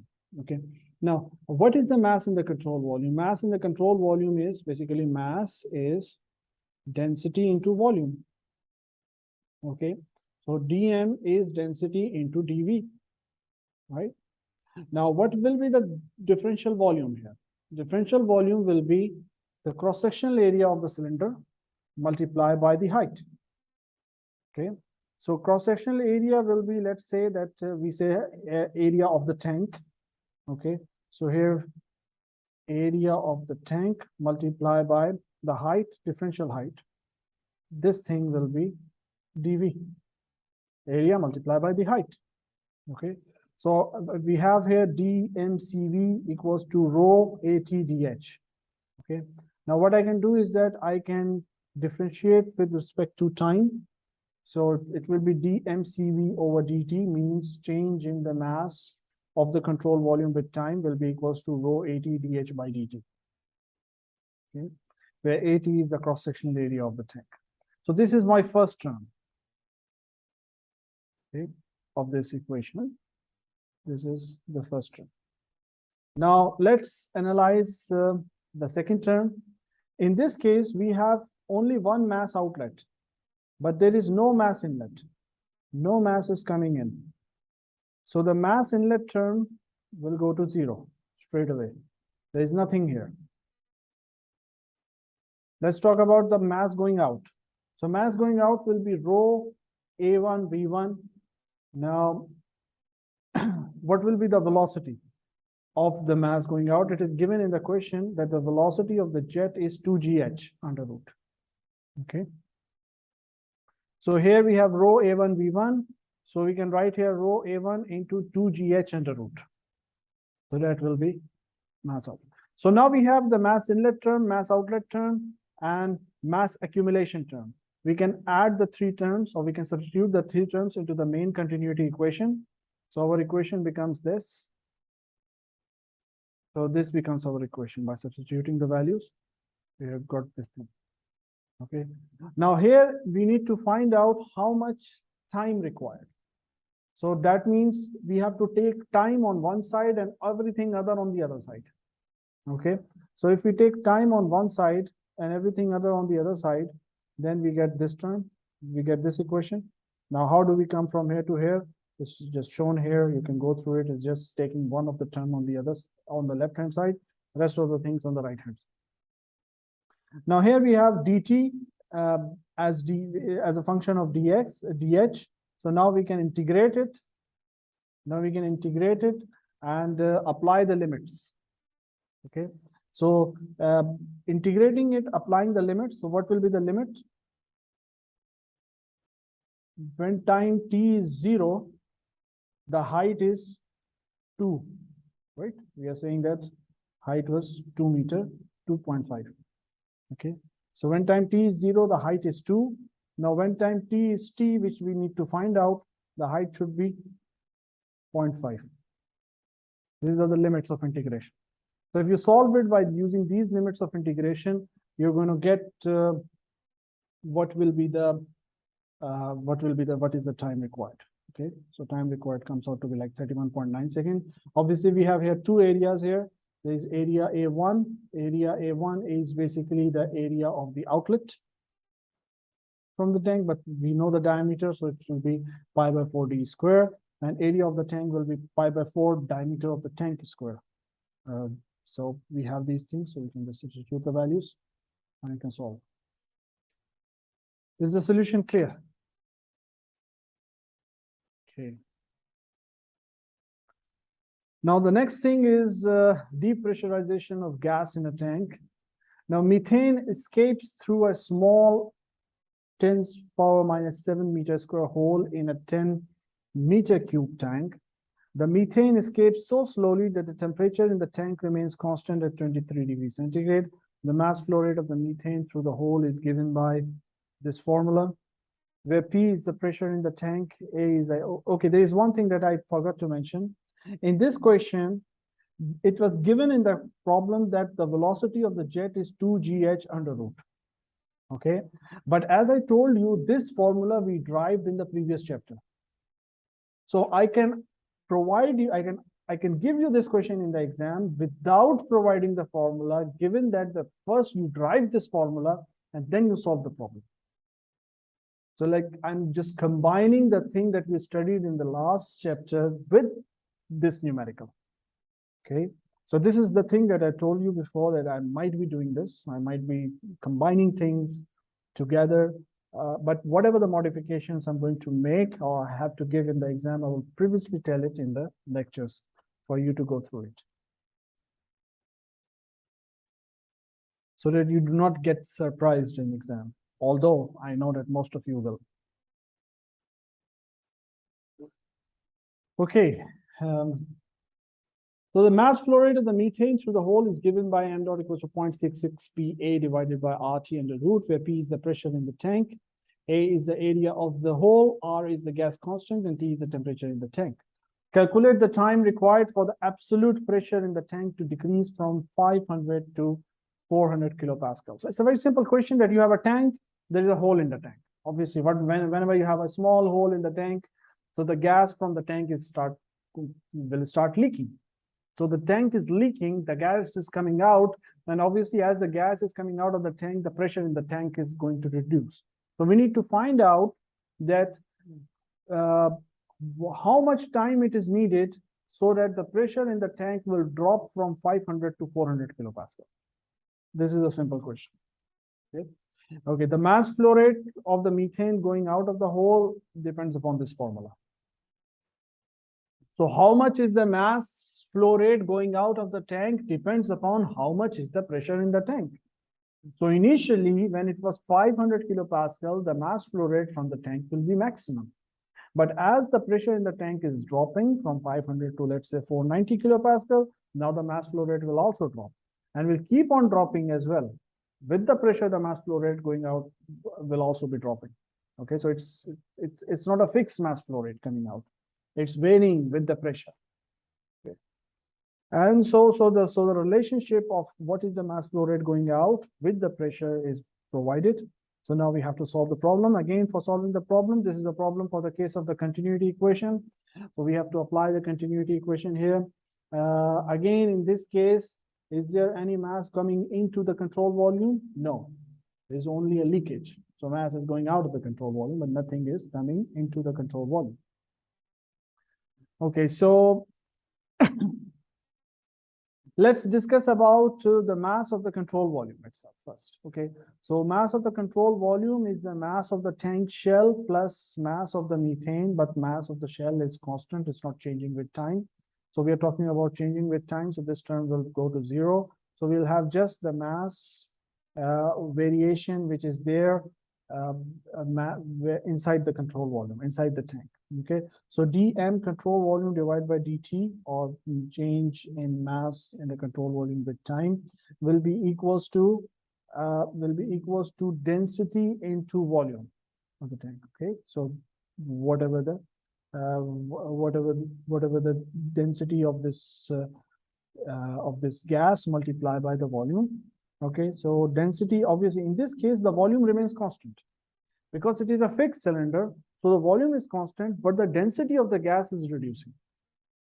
Okay, so the density of the gas is reducing, so we'll have this term. So dmcv by dt will be equals to volume into d rho by dt. There is no mass influx, so this term is 0. Okay, for the outflux, it is already mentioned. The formula is this. Mass flow rate going out is this. So that's the formula, and we can just substitute this formula into the equation here. Okay, so we're going to come up with this thing. Here we have V change in density with time, but because considering it as an ideal gas equation, so we have P equals to rho RT. So rho is equals to P upon RT. So I can write here instead of rho as P upon RT, change of this thing with time. So here in this case, again, now what we need to find time. Okay, so we can put time on one side of the equation and rest of the things on the other side of the equation.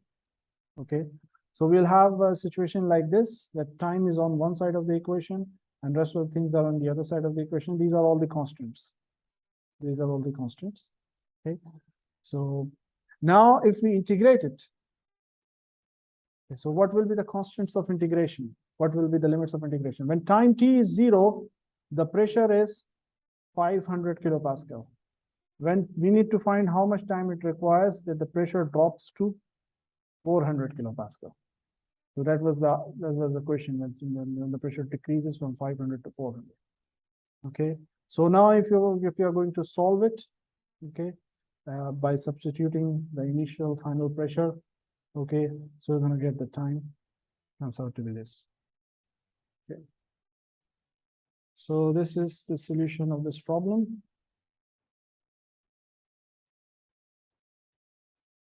Here we have another problem. This is the case for velocity in the variable area pipe. Okay, a 120 centimeter pipe is in series with a 60 centimeter pipe. So you have a 60 centimeter pipe and you have 120 centimeter pipe. They both are connected in series. The speed of water in the 120 centimeter pipe is 2 meters per second. So that's a velocity given. Okay, what is the water speed in the 60 centimeter pipe? So we need to find this. Again, we can apply it from the continuity equation. There is no mass accumulation. There is no change in the mass within the control volume. So just the mass flow in will be equal to the mass flow out. So the mass flow in will be equal to mass flow out. Since it is water, so the density is constant. So we can just cancel the density. So the volume flow in is equals to the volume flow out. So volume flow in will be velocity multiplied by cross-section area. Volume flow out will be velocity multiplied by cross-section area. Okay. So we have the cross-section area because we know the diameters, inlet and outlet. Okay. Velocity, we know what is here at the inlet. We can find out what is the velocity at the outlet. So the velocity comes out to be 8 meters per second. Is it clear?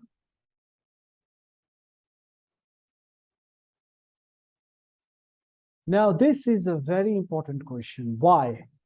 Because it is combining the concepts of chapter number 2, chapter number 3, chapter number 4, and chapter number 5. All chapters, concepts, almost integrated in one problem. And so we always like to give these kind of problems in exam where one single problem would be able to judge your understanding of 3, 4, 5 different chapters together.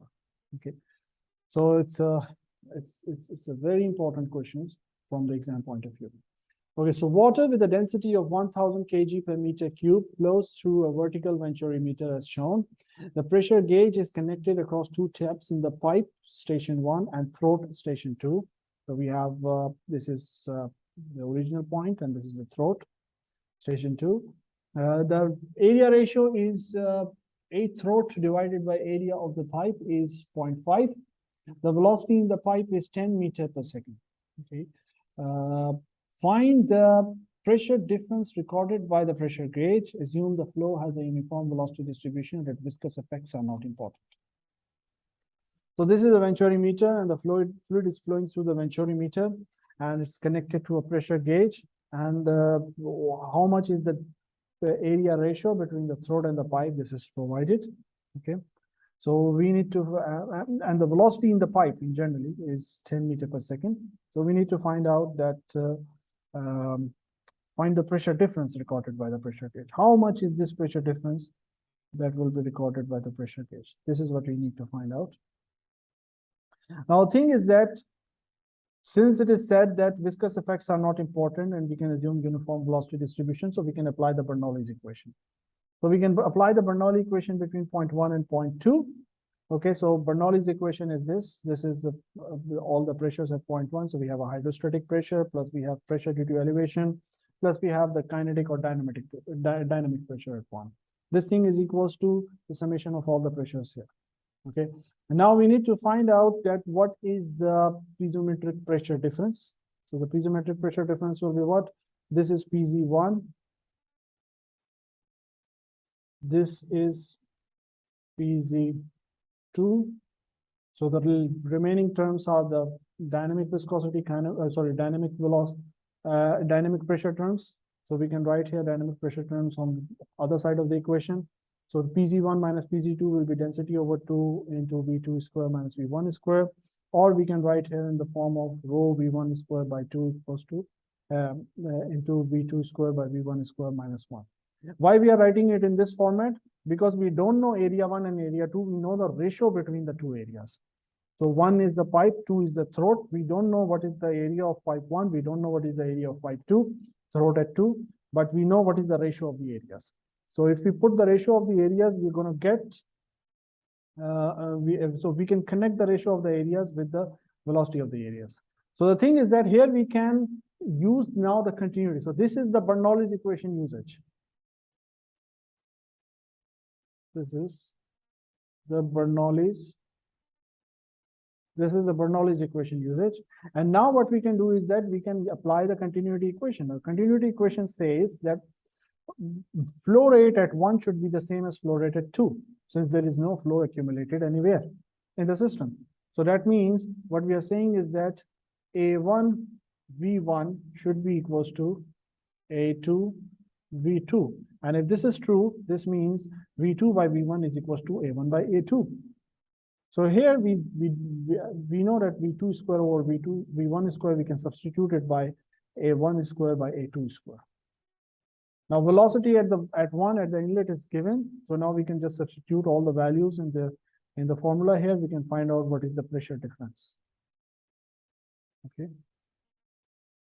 And this is the gauge is located at 0 elevation. So we can just consider that the piezometric pressures are also the hydrostatic pressures there. So this was the solution of this problem. Here, this is a similar problem, but here instead of pressure gauge, we are connecting with a manometer, differential manometer. So this one, I want you to go through it yourself. There is nothing new in it. It's the same concept. Okay, but we are using differential manometer, so we are going to use the height of the differential manometer in the equation. In fact, this question is more important than the previous one. Previous one was using pressure gauge. So we do not need to really count or consider the manometric pressure, hydrostatic pressure equation. Now you also need to consider the hydrostatic pressure equation if we are using the differential manometer.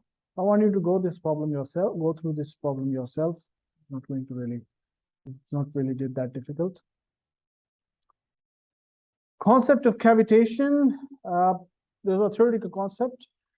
Again, important, could be asked in the exam theoretically for 1 mark, but I want you to go through this concept yourself, the theoretical concept. In fact, we discussed this concept before in the fluid properties as well. So this is the cavitation. Cavitation index is sigma, is defined as the negative of the pressure coefficient where cavitation occurs. Anyways, go through this topic yourself. Differential form of the continuity equation. Now, the differential form of the continuity equation can be written in this format, basically.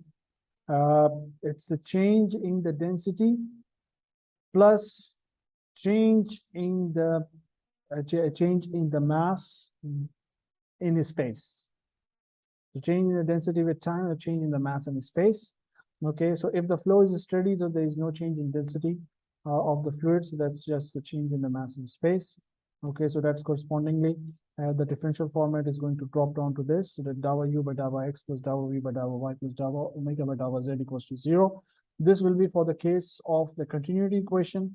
So that's a vector format given. So the application is that we can just simply look at if we know the velocity variation as a function of the space and time, then we can use that equation to find out if the continuity equation is satisfied in the flow. So for example, here the expression v equals to 10xi minus 10yj is said to represent the velocity for a two-dimensional planar incompressible flow. Check to see if the continuity equation is satisfied. So continuity equation is satisfied. How can we check? Because the continuity equation for the two-dimensional case will be dou u by dou x plus dou v by dou y. So we have u component of the velocity, we have v component of the velocity with us, I and j components. So we can use that for the u component differentiate with respect to x, for the v component differentiate with respect to y, and check if we add them together, does it becomes equals to 0 or not. So if we add them together, the answer is 0, means continuity is satisfied. Now the question is that when the continuity is not satisfied, what does this mean? This means that the equation is wrong. The flow is not continuous. Okay, so continuity must be satisfied for all the regular or the actual flow problems. This is another problem for the continuity equation. I want you to go through it yourself. Okay, with this, our topic, chapter number 5 is done. These are some of the homework problems from chapter number 5 that I want you to go through. And with this, this is all done. Inshallah, next week, we are going to start the momentum. So now this one was for one class. For the case of momentum, it will be 2 classes, and for energy, it will be 2 classes. Okay, so chapter number 5 is done till this point, and if anybody have any question, you can ask. Otherwise, the lecture is done.